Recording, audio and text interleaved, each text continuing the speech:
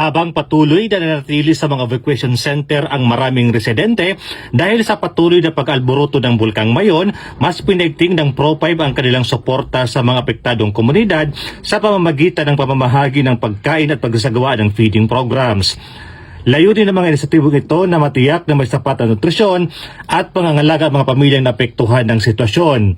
Sa pamamagitan ng pagbibigay ng mainit na pagkain at mahalagang food supplies, sinisikap ng Pro5 na maibisan ang hirap at pangangailangan ng mga residenteng pansamantalang lumikas mula sa kanilang mga tahanan. Kasabay nito, patuloy ang sinasagawang mahigpit na monitoring ng Tabaco City Police Station sa border control point na matagpuan sa Barangay Buwang, Tabaco City. Mahigpit na binabantayan ng mga otoridad ang pangunahing daanan patungo sa 6 km permanent danger zone ng Bulkang Mayon upang pigilan ang pagpasok ng mga residente at turista.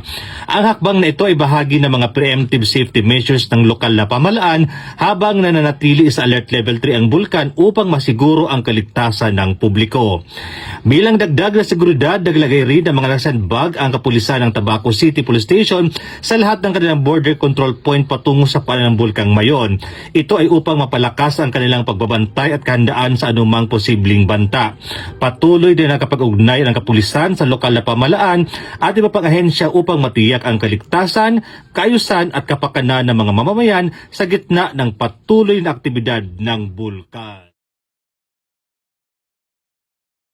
Mula dito sa Albay, ako po yung Police News Network Correspondent, Police Staff Sergeant Bert Culito Pilo Bendito Jr. Alagad ng batas, tagataguyod ang balitang pulis.